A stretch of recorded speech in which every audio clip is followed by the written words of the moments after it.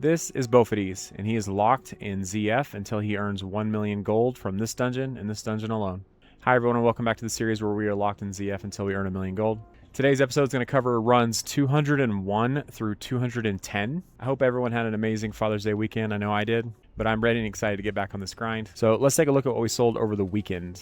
All right, looks like we sold 2,476 gold worth of items. Mostly trade goods, but we do see some formulas that were sold here. Prices here are very low. I don't know if you guys remember, but before the weekend started, I decided to do a big kind of like flash sale for the weekend. And so these sales are well below market. We did sell 2 different transmog items on this character. We sold the Chief Brigadier armor for 702 gold, which is quite below market price of 3,600. And we sold the imposing bandana of the Fire Flash for 777 gold. It was also well below market, but that's okay. We knew this would happen going into the weekend, so sales are sales, right? We'll take them. Let's go and get all of this in the bags. That puts us at 139,240 gold. However, we did get several sales over the weekend across our auction houses that are connected to this challenge. On one auction house, we sold 8,564 gold worth of items. Nothing spectacular here, but if you scroll down, you can see that we sold Gaia's hand wraps for 1,500. Jade gauntlets for 1,300, protector waistband for 1,300, Scorpashi leggings for 1,200.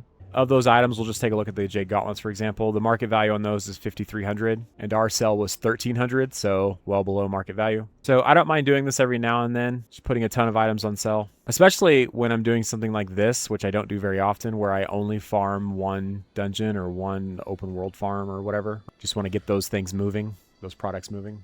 Now, I'm going to show you another auction house here in a second, and you're not going to believe this. A lot of you that are doubters, pessimists, are not going to really enjoy seeing this next image, but on one of our auction houses, we did bring in 89,507 gold.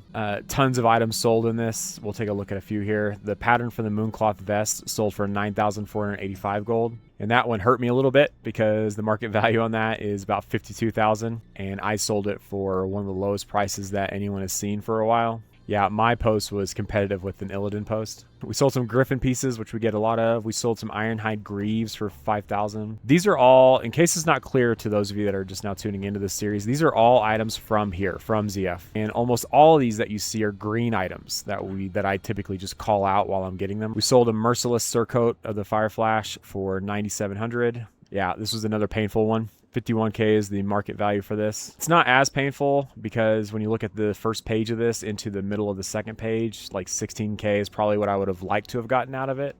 So I am happy with the 9k. But selling something that potentially could net 50k just because I'm wanting to get rid of it is not something that I'm like always excited to do. If we scroll to the bottom of these cells, you can see what the big sell was. It was a pair of Vanguard leg plates for 43,835 gold.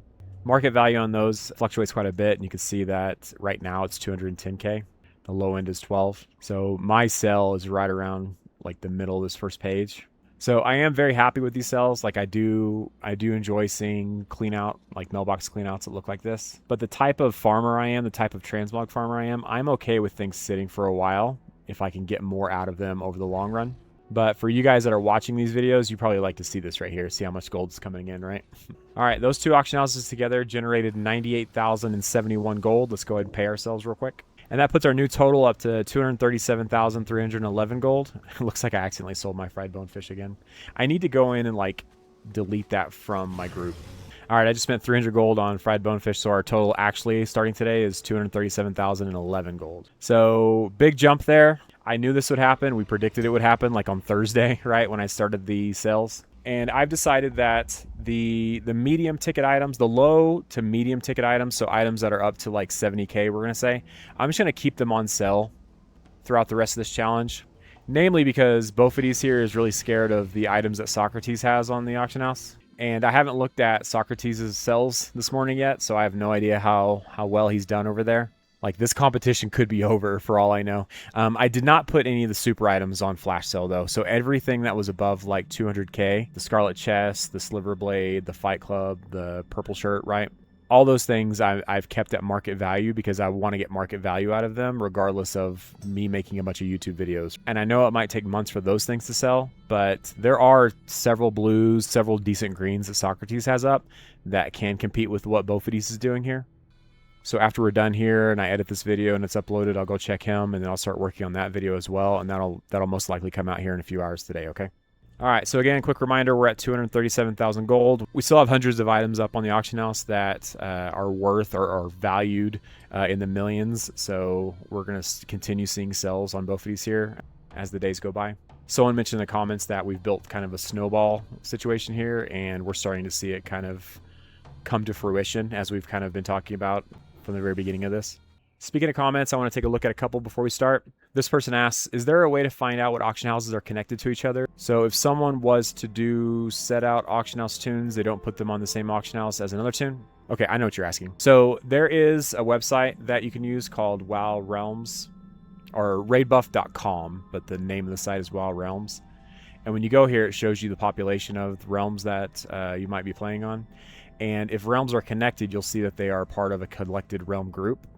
So like Dreadmaw, Frostmourne, Gundrak, this one, Jubiatos, and Thaurison. These are all connected. So you wouldn't want to put an auction house tune on each of these because they would all be competing with one another, right? Which is not what I've done for this challenge. I have tunes that are on auction houses that are not connected to each other because I didn't want to compete with myself. So yeah, this site, and I'm sure there's other sites, but this was just the one that I used. But yeah, if you were to try to set out on this challenge and do something similar to this, or just set up several auction house tunes across different auction houses that aren't going to compete, just come to a site like this first and make sure they're not connected. And we'll look at one more comment before we start. It says, you've built quite the snowball. This is the snowball comment of transmog items. When they don't sell, how do you quickly repost several hundred items at the price you want quickly? How do you tell TSM you want a mid-price from Undermine Exchange? So this is kind of an easy question. You just make sure you download TSM, make sure it's on your desktop, and then you go into auctioning operations. Right now I just have the two. There's the default and then there's the 50% one. I call this 50%, but it's the one that I typically go in and mess with to change like the cells that I try to put the items on. So like over the last few days, it's been at this level for the cells where I've done 30% of the DB region market value or average. That's why we've seen so many sales, because I dropped it so hard. I'm going to let this run for just a few more days, and I'm going to bump these back up. Or I might even put everything back in default. The default setting is basically market value. But yeah, if you're doing something like this and you're getting tons of items, tons of inventory, and you just want to move it fast, and go in and change an operation to where you're doing 1% of the market value. But what this does, if you're doing something like what I'm doing, and I do apologize to everyone that's farming ZF right now, you potentially can crash markets if you're getting a bunch of an item and you're cutting it, you're slashing it so hard. The diehard farmers, the people that are out here doing this quite a bit, they don't like to see this right here, I bet. Like I'm that guy right now, putting everything up on like fire sale, all the greens that is. But what I don't want to do is crash like big markets, you know? Like I feel bad about that Vanguard legging sell that we had at 43K because those legs should sell for 100 every time. And I probably needed to move them over to an auction house where I didn't have it on fire sale. Having said all this, I'm not your TSM guy, okay? I'm not going to be the best guy to talk to about TSM operations and all that kind of stuff, groups and everything. There are several other videos on YouTube from other creators that have been doing this for much longer than I have, that have built their YouTube channels around like creating guides for you and stuff like that. So I would encourage you to go look at their posts, see what it is they're doing, maybe even download some of their groups if you want to. I've just always tried to make this very simple for myself. All right, so with all that out of the way, let's go ahead and eat our fried bonefish. Start up Loot Appraiser. Let's replenish some of those greens we sold, right? Let's get another pair of Vanguard leggings if we can, a Merciless Surcoat, and perhaps even a decent blue or an epic, shall we? All right, Griffin Mail Gauntlets, our first green that dinged. Bone Link Wall Shield, another one. For those of you that really like numbers and data and stuff like that, we've made 237K from 200 runs, which that averages out to 1,185 gold per run. Captain's Gauntlets, which would basically suggest that we make 1,200 gold every 6 minutes in here. Vanguard Shield, that's a good one. And I'm assuming you can make more than 1,200 gold in 6 minutes of like herbing or mining. And if you like that sort of thing, more power to you. I can only do that so long before I get bored. One of the biggest critiques that shows up in the comments about what I'm doing here pertains to the thumbnails, Venom Shroud, Arm Guard. And what I've decided to do to address the concerns is finish out this series using the same like style that I've been using since the beginning. And then when we start the next series, it's basically going to be, the thumbnails are basically going to be Bofades and then some text on the screen. Bone Link leg plates. I don't have the creative capacity or the creative energy, we can say, to get in Canva and make like really good thumbnails. And I don't have an editor making all these for me. And my hope is that if you are enjoying this series, that you'll come back for the next series regardless of what the thumbnail looks like. Formidable belt, bloodwoven pants, Jay Greaves. Is that what we sold? No, we sold... Wait, did we sell these? I looked it up. It was the gauntlets. Keeper's hooves. So we hit the first monetization threshold last week, which basically unlocks memberships. First round of entering there is 618 gold. But it apparently takes like up to 30 days before that goes live. Opulent belt. But once it becomes a thing, I'll be sure to let everyone know. Steadfast buckler.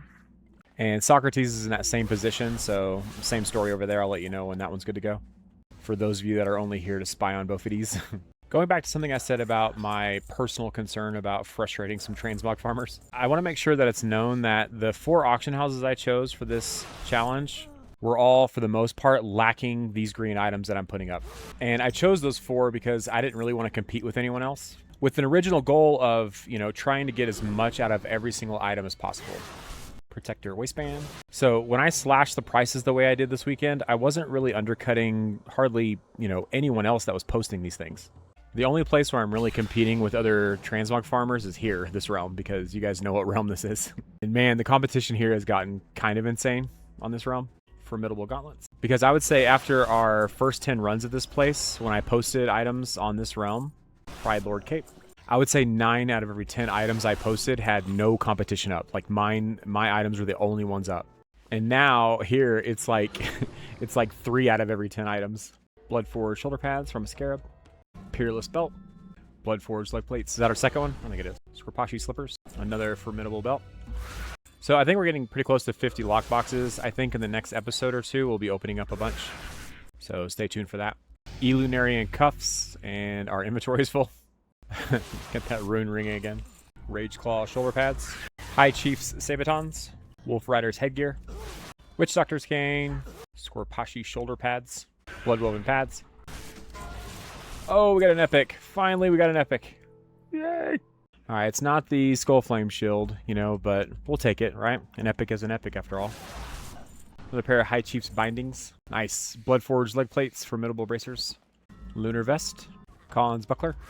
Resplendent boots. Alright guys, that does it for these 10 runs. Let's go and take a look at our bags. Yeah, so I have a lot to clean up here as always. If we were to look at Loot Appraiser, this was not necessarily one of our better 10 runs if we were to just judge it by looted item value. But there are some in here that I feel pretty good about. I'm going to skip over the Elunarian cuffs. I think that's borderline fake value. And by borderline, I mean probably by 20 to 40k. If I were to break this run down, I would say our best items are over here. The Vanguard shield looks like this. 74 across US realms, 318 on the low end, 47k median. Yeah, this looks pretty good. The Ice Mail jerkin looks like this. 72 across US realms, 2200 on the low end, 48k for a median. I'll probably list this on the medium pop realm. That's a part of this challenge. Bloodforged leg plates, we look at these a lot. All this Bloodforged stuff is great. 172 across US realms, 125 on the low end, 12k for a median.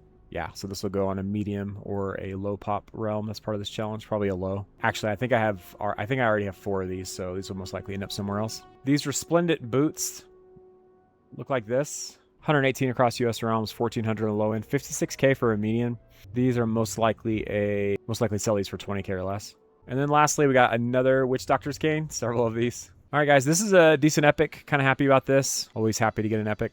We ended today at 239,460 gold. That's before I vendor things and before I disenchant and post and all that. So I'm probably going to actually end up below that by a little bit, maybe 237, 238. Looks like I got 3 lock boxes. As I said earlier, I'll see how many we have. And if we have over, 40 or 50, we'll go ahead and open those up before either the next episode or the episode after. So yeah, not our best runs, but not our worst. I mean, I guess it could be our worst in terms of looted item value, but I like these items that we have here. But these aren't necessarily the stars of this episode. I would think that the main thing about this episode that's going to come across to people is the sales that came in over the weekend. And the fact that Bofades here is blowing Socrates out of the water in terms of gold on hand, we could say, liquid gold. So anyways, if you enjoy this sort of content, I would encourage you to like, comment, subscribe. Do whatever it is you do to engage with YouTube videos and YouTube channels. Bofades here is a little salty, a little jealous of the fact that Socrates hit 1,000 subs last week. Before him, that is. Because he's so close himself. and hitting 1,000 subs may make this whole thing worth it to him. But anyway, until next time, take care. See you soon.